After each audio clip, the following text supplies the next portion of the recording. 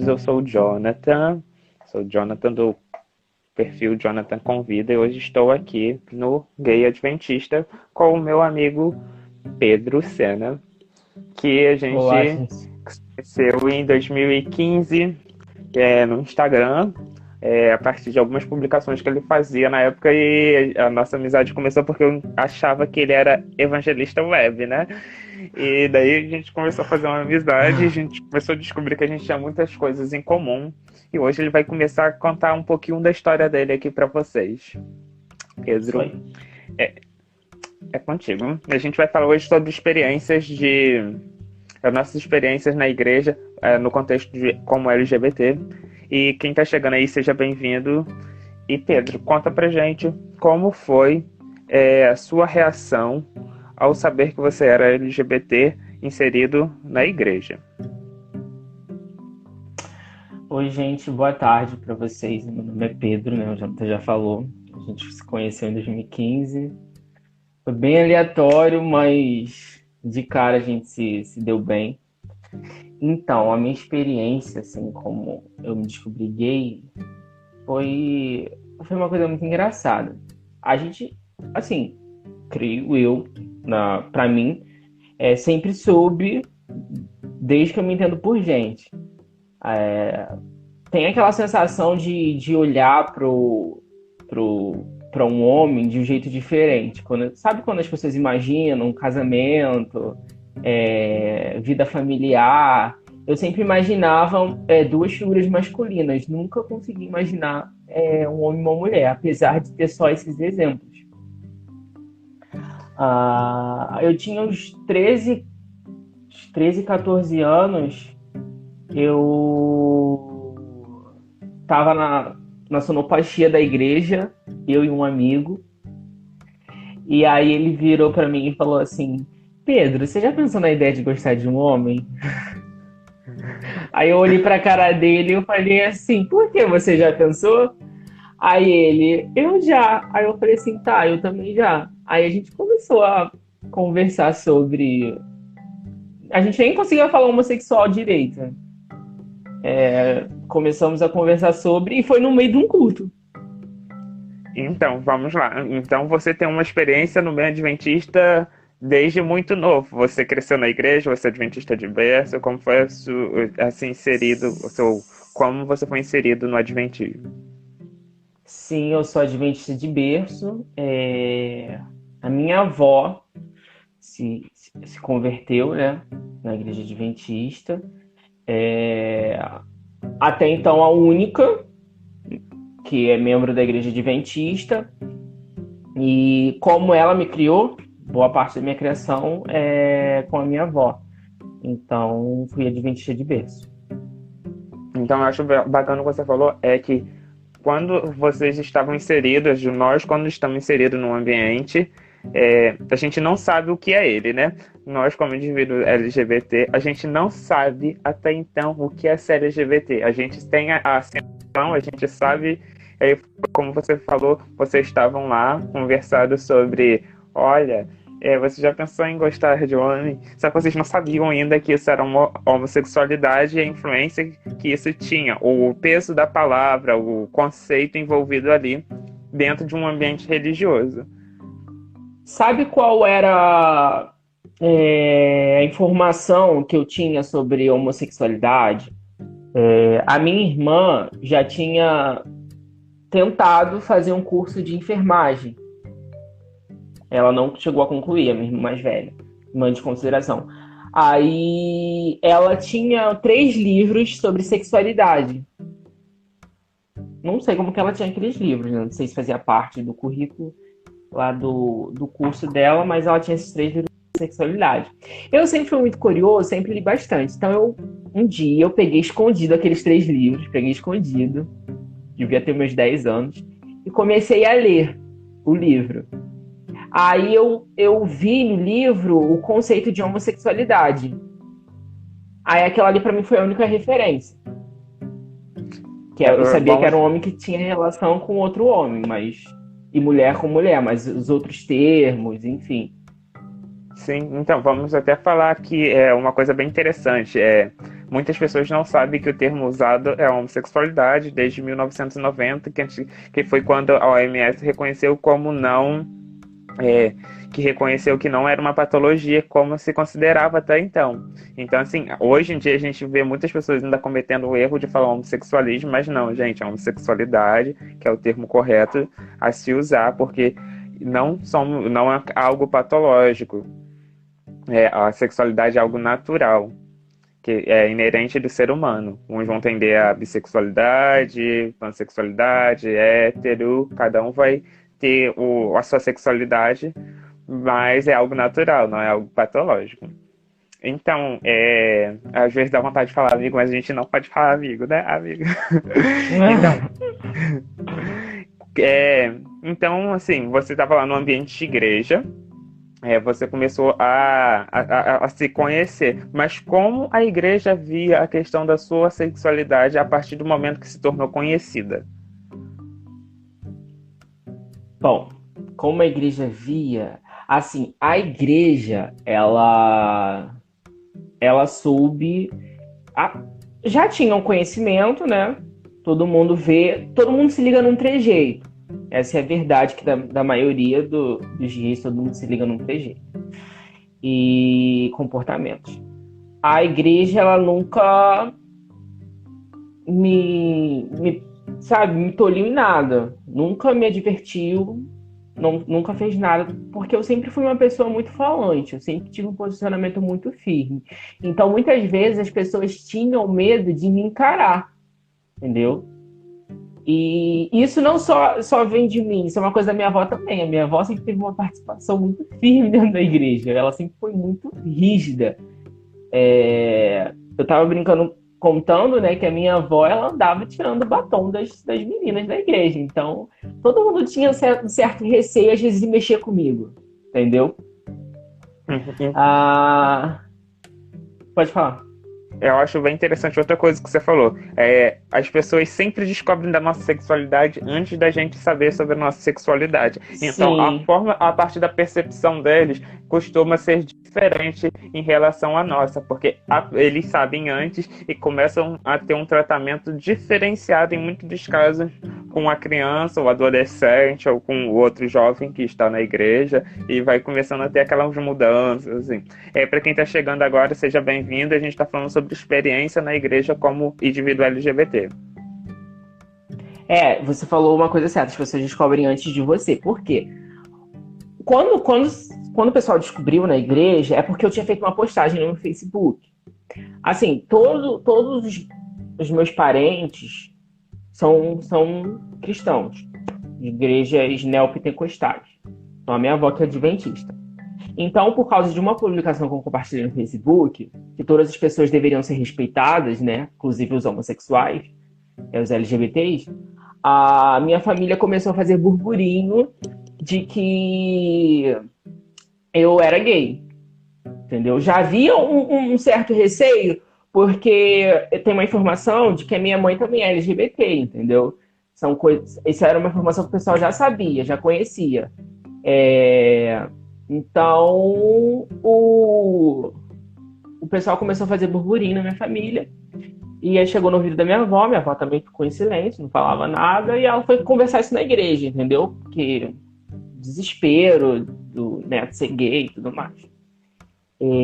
Quando, meus 14 anos, eu fui me afastando da igreja. E as pessoas vinham atrás de mim com a seguinte desculpa: eu gosto muito de você, você é muito especial pra gente, estamos com muita saudade, volta, porque Jesus te ama, que isso, que aquilo. Ninguém nunca falou da minha sexualidade. Ninguém nunca teve esse peito. Ninguém nunca teve. Porque assim, as pessoas geralmente elas querem tocar no assunto, né? Mas elas vão tocando, desviando ao mesmo tempo, né? Porque elas não sabem também como vai reagir. A gente vai reagir a partir da abordagem dela. Sim. E aí vem a questão, né? Como que foi? Você cresceu na igreja, você veio de uma educação muito rígida, religiosa, onde você já sabia escatologia de um momento já muito cedo. Mas você era um membro atuante, você falou também que participava da sonoplastia, você atuou em mais coisas na igreja. Sim. Eu atuei na sonoplastia, Ministério Jovem, desbravador, aventureiro também, sempre fui muito participativo. Já fui diácono. Deixa eu pensar, já participei da ASA. Assim, pelo que eu me lembro. Além de cantar e pregar, né? Que você cantou aqui na minha igreja na época. Eu também cantava e pregava. Exatamente. E também acho bem legal também, assim, então, gente, a gente tem uma intimidade, então vai um monte de coisa de informação junto, né? Parte de outro princípio, né? A gente também tem a questão de você veio com a educação religiosa e sabia da existência das passagens condenatórias, né? Que por algumas interpretações as pessoas levam a crer que as pessoas são pessoas que já estão condenadas, outros acreditam que são abominações, que você tem que arrepender. A questão é, o que você via dessas passagens? Qual era... Então, pensando o seguinte, você no momento aí estava com 14 anos do seu afastamento. Quem você era nesse momento? Como você sentia isso? Antes de ter acesso às informações de uma possível outra interpretações dessas passagens bíblicas. Então, com 14 anos, quando eu saí do meio religioso, foi um momento que eu comecei a ter mais conhecimento sobre mim. Me conhecer o que é ser LGBT, começar a entrar em conflito com as crenças que eu tinha, né? Que até então a que me permeava era que eu era pecador, era uma abominação, que ia queimar no fogo do inferno e tudo mais. No entanto, é aquilo. Não sei se as pessoas compartilhando a mesma ideia te dizem, né, que quando a pessoa é criada muito presa, quando ela se solta, parece uma bola de neve, né? E pra mim foi exatamente assim, dos 14 aos 16 anos foi uma bola de neve, né? Porque era uma informação atrás da outra, uma mudança atrás da outra, e eu questionava esses versículos da Bíblia, não entendia, mas até então eu não tinha todo o conhecimento teológico ainda, né? Até eu voltar com os 16 anos, eu voltei pra igreja, por livre e espontânea vontade. Eu falei assim, não, por livre e espontânea vontade, eu vou voltar. E vou me dar ao luxo de ter outras visões. Ter mais conhecimento do que eu já tive até agora. Então foi aí que eu encontrei o texto do Subversivo. E foi o momento quando a gente se conheceu. Foi quando a gente se conheceu no início de 2015. E foi quando você estava voltando, que você estava começando a voltar a cantar, e você pregava, foi quando você veio aqui na igreja. E foi quando a gente começou a se abrir, a ter esses diálogos, né? Até então a gente ainda também tinha uma resistência para falar essas coisas. Um sabia do outro, sem um falar pro outro, e a gente se inseria os assuntos, a gente trocou muita literatura, muitos textos, sem falar um pro outro da questão da sexualidade em si. Aí começou... A partir desses diálogos que a gente começou a ter por volta de agosto de 2015, na época, foi quando o Subversivo também tinha lançado a série de texto, que eles deixavam a gente até muito ansiosos, porque eles não tinham, na época, um planejamento, talvez, de lançar os textos sistematicamente, em um prazo, porque às vezes saía um texto nessa semana e o outro demorava um mês para sair e a gente ficava naquela ansiedade era assim até mesmo. Concluir a série dos 7 textos, que a gente sabia que era 7 textos, porque eles tinham anunciado que seriam 7 textos, mas a gente não sabia a frequência que seriam publicados, né? E foi quando você me apresentou o primeiro texto do Subversivo, que falava sobre a criação. Nossa, foi revelador. Porque até então, acho legal a gente falar que até então a gente só também conhecia aquela abordagem de que o pecado de Sodoma era a homossexualidade, e aquilo era definitivo pra gente, porque a gente também nunca se atentou ao que vinha escrito em Ezequiel falando que o pecado era inhospitalidade. Acho que é bom a gente falar isso. E quem tem dúvida, esses textos tem aqui no nosso perfil do Gay Adventista, vocês conseguem ler esses textos que já foi republicado pelo Adventista Soul e a gente fez a republicação através do Adventista Soul. Mas tem um destaque no nosso perfil, agora eu não lembro o nome do destaque, que tem já elencado os textos, que é só você clicar lá, vai aparecer assim, ver publicação, aí vai estar a publicação completa lá. Eu lembro de antes de conhecer esses textos, ficar zoando com a minha família, dizendo que eu já tinha uma vaga garantida no inferno, entendeu? Vou queimar mesmo, então fazer o quê, né? Então, inhospitalidade, deixa eu falar aqui pro nosso amigo que tá perguntando, inhospitalidade é o contrário de hospitalidade. Era uma pessoa que não era receptível a pessoas diferentes. Na situação de Sodoma em específico, quando os anjos visitaram, a população dali não tinha noção, não tinha conhecimento que eles eram anjos. Eles achavam que era estrangeiro e eles não aceitavam estrangeiros nas terras dele. Os imigrantes, quando chegavam ali, eles não recebiam. E a forma deles desrespeitarem as pessoas na época, ali naquela cidade, era através do abuso sexual, que era o estupro das pessoas.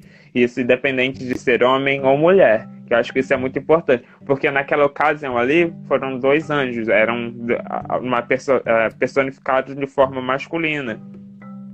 E assim, a gente tem costume de associar como sendo algo homossexual, de que o pecado era a homossexualidade, mas em Ezequiel, acho que Ezequiel 17, se eu não me engano, que vem falando que o pecado era a inhospitalidade. Não, sim. E engraçado que eles faziam toda uma associação. Eles juntavam tudo num pacote só, né? Gay, estuprador e pedófilo. Toma.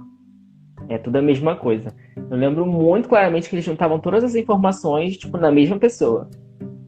Sim. Porque assim, vamos só segurar um pouquinho o momento porque a gente falou aí, abriu esse parênteses para falar de Sodoma, né? Só para terminar o pensamento. As pessoas têm costume de associar que era homossexualidade, mas todo mundo da cidade era homossexual, todo mundo ali tinha... Tá entendendo? Então é uma forma muito simplista, sabe? Generalista, de falar que todo mundo era homossexual, para falar que o pecado da lei era a homossexualidade. Então a gente... E sendo que, claro, tá expresso em Ezequiel que o pecado não era esse. E tem uma outra passagem que desmonta, eu não lembro, é no Velho Testamento, não sei se é Juízes, se eu me recordo bem, e um povo fez uma visita, né, que só que esquartejaram uma mulher, né, estupraram e esquartejaram uma mulher, que era visitante no povo, e o povo tinha o mesmo problema de Sodoma e Gomorra. Sim. Então, a gente começa a ver que a inhospitalidade naquele ambiente ali era comum entre os povos, em Juízes, sim, ou Crônicas, agora eu tenho dúvida, acho que é a segunda crônica, assim. Acho que conta essa história de que a moça foi esquartejada e ela foi estuprada até a morte, ela morreu na beira da casa tentando entrar no amanhecer porque estupraram a mulher. Então, assim, é algo assim, surreal de acreditar que num povo que era de Deus, né, um povo acontecia tais atrocidades. E pensando nisso, a gente falou até então do momento em que você tinha 14 anos e sua percepção agora, depois dessa leitura, desse acesso às outras interpretações bíblicas sobre o tema, sobre as passagens, no caso. Então, eu conheci esses maravilhosos textos. E dali eu quis ser tipo um Superman LGBT da igreja adventista. Dentro da minha igreja, eu comecei a tipo assim, sai do armário, vamos sair do armário, vamos sair do armário. E várias pessoas foram saindo do armário, entendeu? E acho que foi esse um dos motivos da minha carta chegar tão rápido. Porque eu acabei influenciando, não, né? Eu trouxe conhecimento para as pessoas se sentiram seguras, entendeu? Para ser quem elas eram de fato. Hoje, a minha visão é tipo assim, eu não me sinto condenado de maneira alguma pela Bíblia, não me sinto condenado por Deus por ser homossexual. Eu sempre tive a visão de que o pecado era algo que me fizesse muito mal. Ser homossexual não me faz mal, entendeu? Eu tenho um relacionamento, sou muito feliz, E, assim, não há nada que me condene. Meu coração está em paz, entendeu? E, de fato, como Deus julga as intenções do coração, eu creio que ele vê que não há intenções ruins. Eu só sou feliz, né, amando quem eu quero amar, entendeu? Se a pessoa do mesmo sexo ou não. E hoje eu me dou ao luxo de questionar. Hoje, fora do meio adventista e cristão, eu me dou ao luxo de questionar outros pontos, entendeu? Teológicos, digamos assim, doutrinários. Porque antes a questão era a homossexualidade. Hoje em dia, para mim, não existe mais essa questão de questionamentos, entendeu? Hoje eu posso abrir minha mente para questionar outros pontos. Sim, eu acho legal o que você falou é que a partir do seu conhecimento dessas novas interpretações, mais pessoas no ambiente onde você estava inserido começaram também a se aceitar, se amar da forma que eles eram. Pensando nisso, você também, como muitos outros, você também passou por um momento de fazer oração, pedindo por transformação, por cura, querendo trocar a sua sexualidade, como se fosse algo possível. Sim, eu me fechei. Me fechei para o mundo. Eu sempre fui uma pessoa muito espontânea. Eu me fechei para o mundo. E eu jejuava, eu orava, eu mudei a minha alimentação, eu mudei meu comportamento. Eram leituras diárias, tipo, sucessivas leituras, entendeu? Tudo que eu fazia era para Deus, entendeu? Acordava, lia a Bíblia, lia meu momento matinal, estudava lição, lia um grande conflito. No meio do dia eu lia outro livro da igreja, assistia uma pregação, entendeu? De algum missionário, profeta, sei lá como é que se fala. E à noite eu repetia a mesma coisa, ler Bíblia de novo, ler mais livros, entendeu? Ora, acorda de madrugada, ora, enfim, não assiste certos tipos de programas. Enfim, a gente vai criando vários, digamos, vamos chamar de metodologias, né, para tentar se ver livre dessa condição sexual, mas Porque acaba acontecendo nada. o seguinte, né? É que por a gente ver ouvindo a vida inteira que é pecado, é pecado, é pecado, você precisa de transformação, transformação, transformação, o que acaba acontecendo é que a gente começa a achar que tem um checklist, né? Tem que acordar cedo para orar, tem que fazer não sei o quê, tem que jejuar, porque eu estou em pecado, eu preciso ser transformado, transformado, transformado, como se qualquer coisa que eu fizesse poderia mudar. Eu acho que isso daí abre uma questão bem interessante, porque assim, a gente sempre ouve dentro do ambiente religioso a ideia de que, é uma escolha, é uma escolha. Tá, vamos pensar que é uma escolha. A escolha é parte de quê?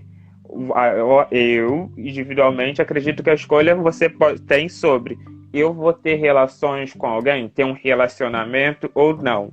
Isso sim é uma escolha. Você pode escolher seguir o celibatário, você pode escolher ter um relacionamento, você pode escolher ter uma vida que aí dentro do relacionamento você pode escolher ter um relacionamento, você sendo homossexual, você pode escolher ter um relacionamento heterossexual, como você também pode ter um relacionamento homossexual, e vai abrindo os vários parentes dentro dessas escolhas.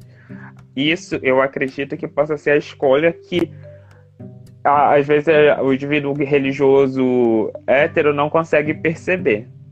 Porque eles acham que tem como escolher a sexualidade. Não, você pode escolher ter um relacionamento. Você pode escolher ter como homossexual, ter um relacionamento heterossexual. E isso cabe a você. Isso é uma escolha, se você vai querer ter isso pro resto da sua vida. Lembrando que no ambiente religioso, muitas das vezes, tem a ideia de que não pode se divorciar. Então você tem que, a escolha ainda vai muito além, porque você vai passar o restante da sua vida em um relacionamento que talvez possa te levar a uma infelicidade. Aí acredito que as escolhas estão aí dentro do ambiente religioso, que eles sempre falam que a homossexualidade é uma escolha. Talvez a escolha esteja aí. Sempre também ouvi ouvi diversas opiniões sobre essa questão, né? Só que o que tanto me incomodava é que, tipo assim, a escolha do celibatário pro gay é quase que o LGBT, né? É quase que uma obrigação, né? Porque no meio cristão, né? Porque hoje em dia a gente tem um posicionamento de alguns de que ser LGBT não é um pecado em si, mas a prática é um pecado. Então você se, ok, beleza, gente, seja um LGBT, mas olha, não é pra fazer nada, entendeu? Sim, acontece Se muito você disso, de fizer, você vai achar pecar. que a Exatamente, eu só orientação. queria viver minha vida normal, entendeu? O eu não querer ter relacionamento com ninguém, não ter relação, é uma opção que deveria ser do ser humano, não, né, uma questão de sexualidade. Eu acredito que o hétero não esteja tão propenso a isso. Então, Porque as pessoas têm uma ideia de associar a orientação sexual a um condicionamento sexual ali, né? De que, tá bom, você, como indivíduo, você pode ser gay, hétero, bissexual, mas desde que você não tenha um relacionamento. E eu acho que fica muito mais complicado quando o indivíduo é trans, né? Que vai fazer o processo de transição, porque isso é considerado de verdade pela igreja como algo antinatural, talvez, né? Sendo que não é. abominável. Sendo que não é algo antinatural. E eles têm uma ideia, muitas das vezes, de literalmente dar um inferno de bandeja. Eu acho bem interessante voltar a tocar nessa questão de inferno, é que dentro do ambiente religioso adventista não se acredita nem no inferno. Acredita no milênio, condenação, mas não acredita no inferno. E o E é lago de fogo propagado até. isso quando o indivíduo é LGBT muito forte como algo condenável ao inferno. Mas eles esquecem completamente outras situações dentro da igreja, que eles consideram errado, tipo o sexo premarital, que eles condenam, mas se você é indivíduo LGBT, você é indivíduo hétero, ok, tudo ótimo, tomou a disciplina de censura, você não faz mais, né, irmãozinho? Não faz É mais, né, como, irmã? é como se fosse ser hétero é como ter um bilhete premiado pro céu. Sim. Aí você já. Ah, não. Porque, assim, a gente tá falando de questão de disciplinas agora eclesiásticas, gente. É que a igreja tem diretrizes, né, de que o que considera a pessoa como membro ou não. É, sexo premarital é sujeito à disciplina na igreja de censura. Você não pode cantar, não pode durante um determinado tempo. E geralmente o que acontece quando o indivíduo é LGBT é que ele não passa pela censura de restrição por um tempo. Ele geralmente ele é removido. Não é mais considerado membro da instituição. Aí chega Foi o que um aconteceu ponto comigo. importante, é que muitos dos casos que a gente conhece de pessoas que vêm até nós aqui no nosso canal é que eles não removem o indivíduo, eles convidam ou induzem os indivíduos a escrever a carta pedindo a remoção, pedindo para não ser mais membro da instituição. Sim, exatamente. Isso é algo muito comum dentro do ambiente religioso, muito comum. E assim, a gente tem que sempre tentar qual é o nosso papel como indivíduo. Quanto a gente vai deixar, a autoridade que a gente dá sobre a religião, sobre a nossa vida. Porque às vezes a gente se abala muito com o termo disciplina dentro do ambiente religioso, achando que a gente depende diretamente da instituição, qualquer instituição religiosa, gente. Não é adventista, batista, assembleia, qualquer uma, batista, católica, qualquer uma. Eles não têm o poder sobre a nossa espiritualidade. A gente não pode dar esse poder para ninguém, porque a salvação é individual. É o meu relacionamento com Deus, é o relacionamento do Pedro com Deus, é cada relacionamento de cada indivíduo com Deus que pode levar a sua salvação ou a perdição. Mas a gente também não pode nem esquecer da graça, porque o juízo é feito por Deus. Nada que a gente faça a gente vai tornar a gente merecedor de qualquer favor vindo de Cristo pra gente. E às vezes a gente fica naquela confusão eclesiástica toda de que a gente se abala muito. Ai, porque eu posso ser removido, porque eles não vão deixar. Gente, Deus é muito maior do que qualquer instituição. A minha experiência com Deus tem que ser muito maior do que qualquer coisa dessa. Não, porque eles sempre fazem questão de lembrar, né? Se foi desligado na Terra, vai ser desligado no céu. Sim, Ouvi muito, ouvi muito. E você tocou num negócio importante, você ouviu muitas coisas de deboche, muitas humilhações, você foi humilhado dentro de contexto religioso por membros, líderes. Que eu falei, nunca, nunca, nunca fui humilhado. Porque ninguém nunca teve culhão pra bater de frente comigo. Realmente, não é porque eu sou uma pessoa assim, Pedro Maioral, você acha? Não, é porque é o que eu falo, sempre tive um posicionamento forte, sempre falei bem claro, em alto e bom som, para quem quiser ouvir. Nunca tive medo de ancião, pastor, trato com respeito, porém não vou deixar de falar, não, pastor, figura sagrada, intocável. Gente, isso não existe. É claro que você se fala com respeito como qualquer outra pessoa, porque eu gosto de ser tratado com respeito, porém eu vou falar em alto e bom tom para que você me entenda. Então ninguém nunca abriu a boca para falar assim, gayzinho, viadinho, que não sei o quê. Eu lembro que quando, assim, o que aconteceu foram o jeito como as pessoas me tratavam mudou. Porque, como eu falei, por causa de mim, muitas pessoas saíram, né, do armário, usando esse exemplo. E, assim, os pais, família, pessoas próximas começaram a ter um tratamento diferente comigo, né? Por essa questão. E eu lembro de uma vez que eu fui na igreja, isso foi após o meu desligamento. Tava tendo algum evento, depois teve um lanche, né? Aí eu fui cumprimentar todo mundo, também sempre fui muito legal de gosto. Eu adoro cumprimentar as pessoas, sempre fui cumprimentar todo mundo, eu abraçava. Quem quer falar comigo, fala, quem quer, beleza. Chegou no irmão, que ele sempre me tratou muito bem. Mas ele é militar. E, né, aquele negócio de machismo e tudo mais, ele foi me cumprimentar. Quando ele apertou a minha mão, ele nunca tinha feito isso. Eu senti que aquilo ali foi proposital. Ele apertou a minha mão de esmagar a minha mão. Entendeu? Muito forte. Eu lembro que a minha mãe, quando viu, ela ficou até assustada, ficou com raiva. Mas aí Não façam isso, gente. Ele teve o troco. Ele achou que ele ia apertar a minha mão muito forte e ia ficar aquilo mesmo, né? Eu apertei a mão dele tão forte quanto ele e ainda coloquei outra mão e apertei mais ainda. Pra ele falar ai mesmo, pra ele sentir dor. E depois disso eu virei, saí, ficou naquele clima estranho, enfim. Depois disso eu nunca mais apareci na igreja.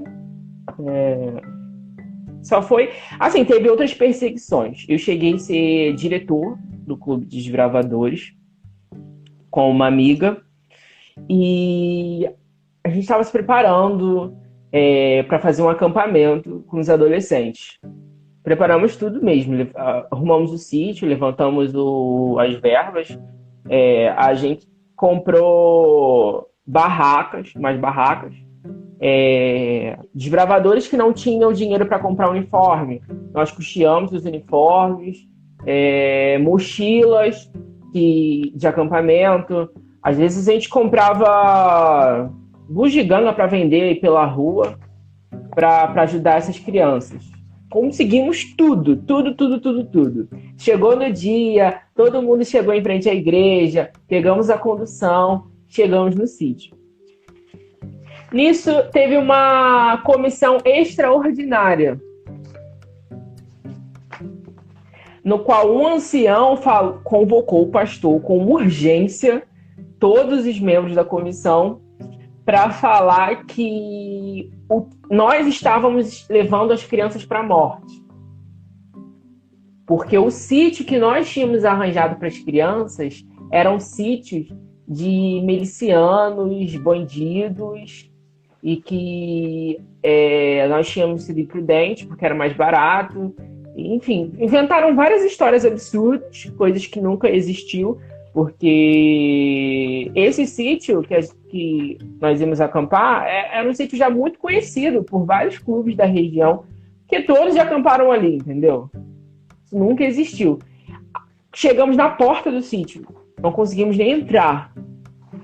Chegou a maioria dos anciões chegaram e impediram a nossa entrada, pegaram as crianças, colocaram no carro e levaram de volta.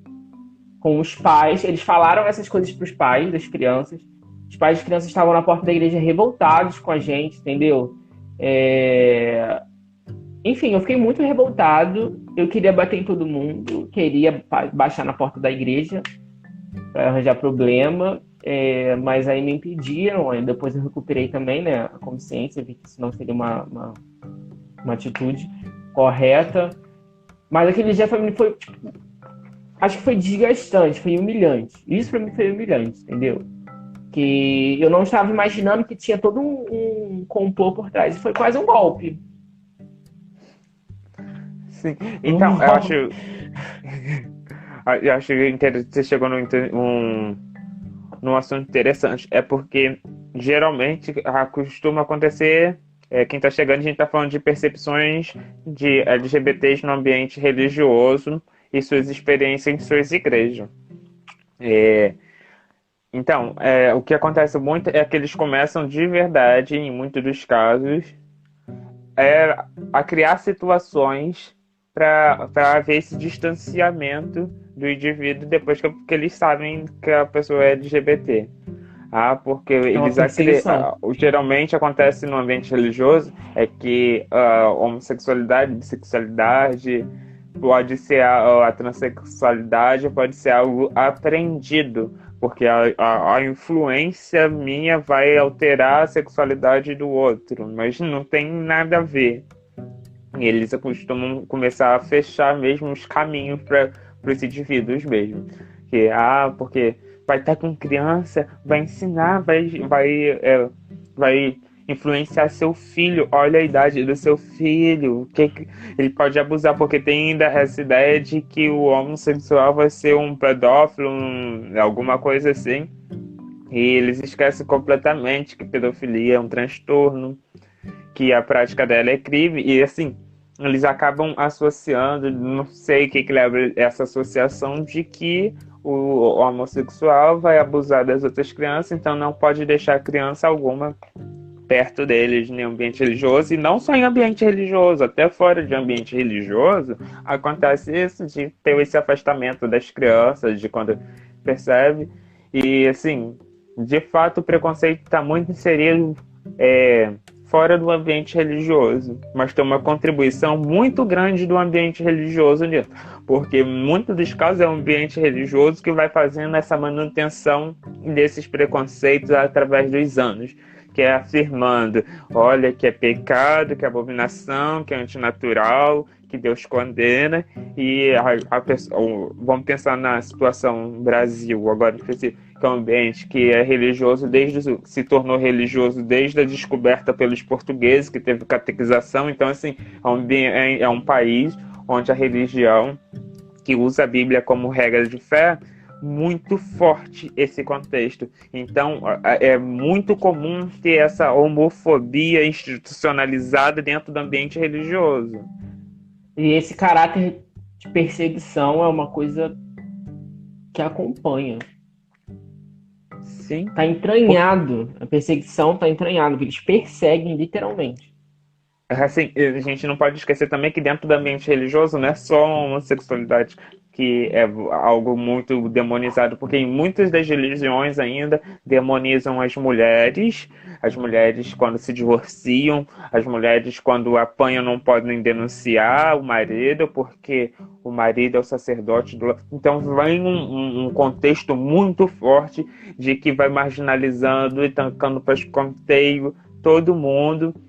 E parece que começa uma cruzada contra as pessoas que eles consideram subversivo dentro do meio religioso. Porque não pode, porque é pecado, tá sujando o nome da instituição, tá sendo contra o evangelho, porque Deus não se agrada disso, Deus não aprova isso, Deus não faz... e vai fazendo um pode, não pode, pode, não pode, e acaba desumanizando o indivíduo totalmente em nome de alguma coisa que eles criaram na mente, que às vezes não tem base alguma religiosa para ficar fazendo a manutenção desses pensamentos, criando, se tornando tradições dentro das religiões. Aí acontece o momento que tem muita resistência quando você vai apresentar um texto sobre, vamos pegar o caso que a gente citou, de estrangeiros na Bíblia, que quando você vê que religiosos não apoiam imigrantes dentro de um país, como assim? Não, porque não pode cometer o mesmo ato de inhospitalidade que foi apresentado lá, mas para eles o grande pecado ainda está sobre a homossexualidade, bissexualidade, transexualidade, assexualidade, coisas assim. Sempre vai estar associado a essa ideia dentro do meio religioso, como talvez a ser LGBT seja o pior dos crimes teológicos que pode se cometer. Olha, eu vi mais LGBTs serem desligados da igreja do que outros pecados, né? Outras quebras de doutrina. Sempre que a gente sabe de situações que teve adultério e foi abafado e não aconteceu nada. A gente sabe de adultério, casos de pedofilia, sexo pré-marital e tudo bem, eles fazem a vista grossa. A gente sabe a gente está pegando agora o contexto adventista, que são coisas que o manual orienta como passíveis à disciplina. A gente sabe de indivíduos que vendem bebidas alcoólicas, que fumam, que são coisas que eles não aprovam, mas tudo bem, tudo bem, tudo bem. A pessoa é gay. Caramba, a pessoa é lésbica. Foi esse acúmulo, né, de coisas que aconteceram para influenciar a minha decisão de escrever uma carta para me desligar da igreja adventista, porque eu via tanta coisa errada dentro da igreja e que não era tratado, sabe, com a mesma firmeza do que a minha sexualidade e a de outros. Foi nesse momento, juntando a essa situação que aconteceu com o desbravador, eu falei assim, poxa, não, na hora de me desligar daqui, esse ambiente não é mais saudável para mim. Isso foi em qual ano? Isso foi 2017 ou janeiro 2018? De 2017. Acho que foi de janeiro de 2017. Porque eu acho que foi 18 anos, 2017. Eu lembro. Foi logo assim, antes do seu aniversário. Que a gente tinha comemorado no seu aniversário, você já tinha se desligado. E assim, teve também a questão que você também já sofreu assédio também, né? De membros da igreja, de indivíduos religiosos que te assediaram. E isso é muito comum, gente. Isso é muito comum. É pai de família, pai de família tradicional que vai e tem uns que passam a mão, tem uns que mandam mensagem descaradamente pra gente, como se, sei lá, muitos dos casos eles se escondem, mas querem ter uma vida dupla, mas eles não veem isso como um pecado, essa vida dupla que é criada sobre eles mesmos. E acha que a gente... E a gente... Que é muito conhecido. Sim, aí acaba mesmo mandando mensagem pra gente no privado, acaba mandando mensagem, falando que quer uma coisa sigilosa para não expor, e acaba mantendo um casamento de fachada, acaba tendo um relacionamento falso, e eles esquecem que a falsidade é algo condenado por Deus, que é o mau testemunho. O assunto de hoje a gente está falando sobre experiências religiosas, indivíduos LGBT dentro das suas igrejas, como que foi a sua experiência.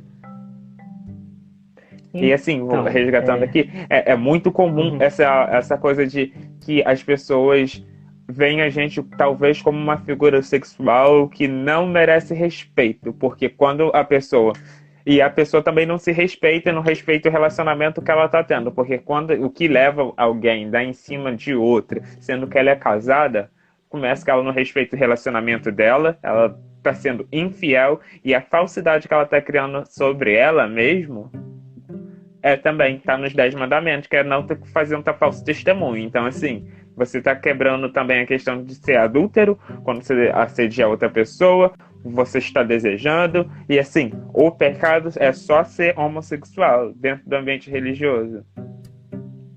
E eles acabam esquecendo. Estão perguntando aqui se a gente acredita em eixo gay. Olha, eu particularmente, eu tenho muita dificuldade em acreditar que exista. Mas, assim, quando a gente está falando de Deus, pode ser, né?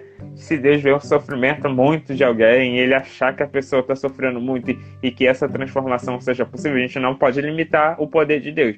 Mas acreditar em terapia de reversão, essas coisas a gente não acredita, a gente sabe que tem um efeito muito a curto prazo, que a gente até sabe de pessoas que assumem que olha, fiz terapia, mesmo terapia, porque, gente, existe terapia clandestina. Tem gente que faz terapia de reorientação sexual, aí fala mesmo que é efeito placebo, além de ser uma crueldade com o indivíduo, porque a pessoa se submete a coisas terríveis lá dentro. E no final tem um efeito a curto prazo e a pessoa chega e percebe, nossa, eu continuo tendo os mesmos desejos, só que agora somado aos traumas e transtornos que podem ser gerados a partir dessas terapias. Eu acho o seguinte, que Deus pode destruir o mundo e fazer outro hoje. Como ele pode fazer a poluição sumir. Ou ele pode, sei lá, deixar todo mundo rico. Ele pode fazer ele tem poder para fazer qualquer coisa, entendeu? Eu acredito que tem que ter um motivo muito especial no plano da redenção para ele tomar tal atitude que não é prevista dentro da palavra, né? Sim, exatamente. Fato, se você crê que ser gay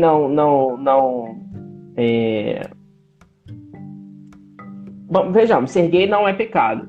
É uma pessoa que sofra muito porque ela sabe que é gay e, tipo assim, ensinaram pra ela que é pecado e a pessoa se sente não existe entra outra num conflito verdade. muito grande. A pessoa entra num conflito muito grande. Acho muito mais fácil Deus cuidar do emocional dessa pessoa, do psicológico dela, né? Trazer conhecimento e mudar a realidade dessa pessoa do que transformar ela em hétero para ela se sentir bem. Eu acho que não. Sim. Acho que Deus iria para um caminho bem diferente. Então eu não acredito que existe um gay. Só para fundamentar. Porque acho que seria uma ideia muito egoísta achar que Deus criou pessoas para condenação. Ponto. É isso. Não tenho uma ideia assim de falar, nossa, Deus criou alguém para condenação. Não, esse nunca foi o propósito de Deus. Já. A gente sabe que o propósito de Deus sempre criou as pessoas para a vida. Então, assim, o que a gente sabe que tem um preconceito externo, mas olha só, sempre está associado à pessoa, a outra pessoa, não é algo que vem de Deus. É sempre outra pessoa. A gente deu o exemplo de Sodoma lá no início. O que estava acontecendo? Era pessoas que estavam abusando de outras pessoas. A gente não está vendo uma interferência de Deus falando, olha, vai abusar. Não, Deus é amor. Deus não te criou para condenação. E também a gente sabe que Deus é um Deus de diversidade. Seria também muito assim egoísta achar que Deus não pode estar dentro do plano de Deus algo desse. Que também, quando a gente lê o relato da criação, a gente também não tem muitas informações. A gente tem informações necessárias, mas a gente também não pode falar. E se o pecado não tivesse entrado? A gente não tem informações. A gente não chegou, a humanidade não viveu essa experiência para a gente falar que teria acontecido. Se existiria ou não a diversidade sexual da forma que a gente tem hoje. Se não houvesse pecado, a gente não tem como afirmar. Então, talvez seja até uma dica para quem esteja assistindo e que ainda passe por esses conflitos. Fica aí a dica para você, às vezes, assim, abrir seu campo de visão e pedir, não, poxa, eu posso pedir a Deus para que ao invés de mudar minha sexualidade, ele possa abrir os meus olhos, entendeu? E cuidar da minha mente e do meu coração. Exatamente. Acho que você consegue encontrar discernimento. Exatamente. Porque, tipo assim, você tem duas coisas. Acho que são dois caminhos, né? Ou você pode questionar a Deus por causa da sua sexualidade, pedir a ele que mude isso, que, gente, pra mim tá claro que não é pecado. Ou você pode pedir a Deus para cuidar da sua saúde emocional, que acho que vale muito mais, entendeu? Sim, sim, porque assim, acontece muito, porque assim, a gente passa um período muito grande de se reprimindo, se reprimindo, se reprimindo, se reprimindo, e quando acontece a oportunidade de, assim, quando você consegue entender, acho que assim, um dos fatores mais importantes é quando você entende o amor de Deus e você passa a se amar, parece que muita coisa vai se desdobrando dentro da gente, vai fazendo sentido, a gente começa a compreender mais o amor de Deus, e tá aí a questão. Talvez se as pessoas pedissem mais a Deus amor por Ele, pedir mais fé, mais discernimento, a pessoa iria se amar e se entender melhor do que viver preso dentro de uma condenação só falando é errado, é errado, é errado, estou em pecado, estou em pecado, estou em pecado. Porque sabe o que acontece? A gente vai se calçando numa coisa tão, sei lá, tão pequena que a gente vai esquecendo de coisas de fato que a gente deveria pedir a Deus por transformação, que talvez é um egoísmo, talvez é uma autossuficiência, talvez é, sei lá, um problema que a gente está, que de fato precisa de transformação. E a gente Exatamente. acaba se limitando a pedir Ignorando somente. outras partes da nossa vida, né? Sim. Acaba que talvez o jejum que a pessoa está fazendo em prol de uma transformação da sexualidade seria um jejum que você poderia estar fazendo pedindo para Deus tirar seu egoísmo, para Deus te ajudar a ter mais amor, para Deus te ajudar talvez no propor fazer um jejum porque eu quero que a campanha evangelística tal tenha mais sucesso, que mais almas sejam alcançadas, mas a gente se fechou numa bolha. Se fechou numa bolha que não é, que porque é algo muito forte dentro da gente, que a gente está sofrendo muito, que faz a gente não perceber outras situações, outras Não conseguimos oportunidades. Saber racionalizar que outras ideias. sim, que tem algo além daquela experiência que a gente está tendo ali. Gente, Pedro, você tem alguma dica para deixar para o nosso público? Ai, amigo, eu fico muito na dúvida com a dica que você me passou. Então, a dica para você. Oi? Você não vai falar sua dica? Não, fala sua dica primeiro e depois eu falo a minha. A dica que eu dou para vocês hoje é se amem. Peça a Deus para vocês se amarem mais. Vocês terem mais oportunidade. Vocês tenham uma vida devocional melhor. Essa é a dica. Porque a partir do momento que você se amar, mais coisas vão chegar sobre suas vidas, mais bênçãos vão ser derramadas. E a gente não está aqui falando assim que você deve escolher ser celibatário, a gente não está falando que você tem que escolher. A gente não está falando nada disso. Você tem que escolher ter um relacionamento com alguém hétero ou homem. Não, a gente não tá falando nada disso. A gente só tava falando para você escolher ter uma vida devocional, se amar mais. Porque a partir desse amor, Deus vai começar a fazer transformações em sua vida que vai ser muito mais efetivo do que a gente acabar se limitando ao pensamento apenas de que eu preciso, um olhar que eu preciso ter somente sobre a sexualidade. Exatamente. Deixa eu adendo. Só fechar uma porta, que eu sempre falo, a gente sai de várias portas às vezes, a gente não consegue fechar algumas. Você me fez a pergunta sobre o assédio. Sim. Nunca, gente, não existiu dentro da igreja que eu frequentava e outras igrejas assédio, porque eu nunca fui muito sociável a esse ponto, né? Não me permiti. Sempre me liguei muito, falei, pô, não, pode ser uma coisa estranha, não. Mas aconteceu um caso, só que o caso que aconteceu é com uma pessoa com um cargo muito importante dentro do meio adventista, na rede de ensino adventista, então acho que eu não devo citar. Sim, exatamente. Porque, enfim, vamos poupar os processinhos. Mas a dica, fechando essa porta, né? A dica que eu tenho para vocês é a mesma, né? O Jonathan, foi o que eu falei. Permitam-se pedir a Deus para que Ele possa ajudar vocês na sua saúde emocional, que vocês tenham mais clareza para conseguir abrir a mente para outras ideias. E porque, e gente, estuda, assim, procura, se questiona, se permita. Porque quando você se permitir, você vai de fato entender a situação e você vai poder abrir a sua mente para outros questionamentos. Não ficar só nessa questão Sim. do ser gay. Enfim, você pode abrir sua Eu mente para queria, outros questionamentos. eu queria deixar uma frase para vocês que é bem legal. Que aí foi oficial da igreja, antes que a live encerre, né? Obrigado, Pedro, pela oportunidade de Obrigado a ter vocês. compartilhado com sua história. Esse daqui foi um documento oficial da igreja que saiu logo assim quando a Suprema Corte Americana, em 2015, fez a regulação sobre, né? Fez o pronunciamento sobre casamento de pessoas do mesmo sexo. A igreja se pronunciou da seguinte forma: a Igreja Adventista do Sétimo Dia está em inglês, gente. Eu falo uma versão traduzida por mim. Acredito que todas as pessoas, independente da nação, da raça, gênero e outra orientação sexual, são filhos de Deus e devem ser tratados com civilidade e compaixão, semelhante a Cristo. Gente, é isso. Qualquer ato que vocês achem que seja abusivo de qualquer religião, vocês não devem tolerar, porque tem que ser um tratamento semelhante de Cristo, e Cristo tratou todas as pessoas com amor. Gente, obrigado. Até semana que vem com Obrigado, mais um viu, gente? convidado. Eu sou o Jonathan do Jonathan Convida e estive aqui hoje com Pedro Sena.